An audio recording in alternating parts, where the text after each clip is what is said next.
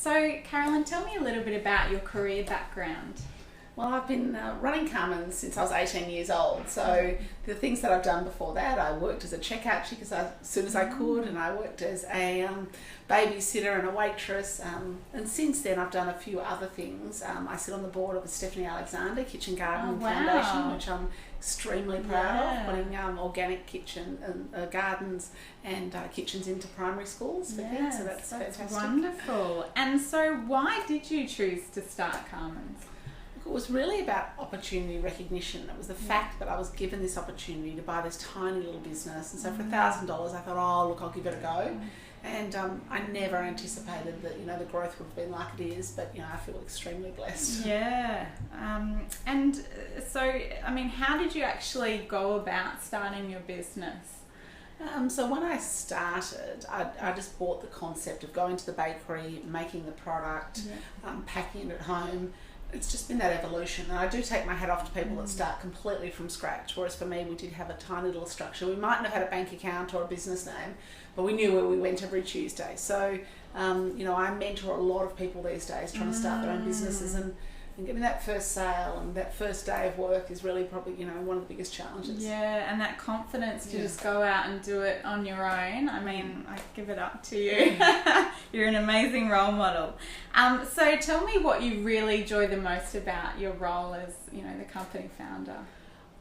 For me, I think it's I challenge the status quo, but I love developing the new products. So I love to think, if I could make that in my pantry at home, why couldn't we make a product like that for supermarket shelves? So when that new product hits the shelf that first day, it's just such a joy for me, and I get so proud. And I mean, that's with the whole Carmen's mantra of, food should come from the kitchen, not the chemist, and I love the fact that, Carmen's use natural ingredients, and it's whole foods and foods that we could make at home. So yeah, that's fantastic. So what aspects of your role do you find most challenging? Oh, look, I'm not a career CEO, so I kind of just have to ask questions. If I get a bit embarrassed about something, I have to say, oh, look, what does that mean? Or, I'm never embarrassed to do that. And I think you just have to keep learning and keep evolving. And, obviously now I employ quite a lot of people, so some of the people issues and working through those take up a lot of my time, but that's all good. And there's no such thing as a silly question, is there? I mean, that's the way I learn, and I think that's a great thing to do. Now tell me, what would be the funniest or weirdest moment that you've had in your career?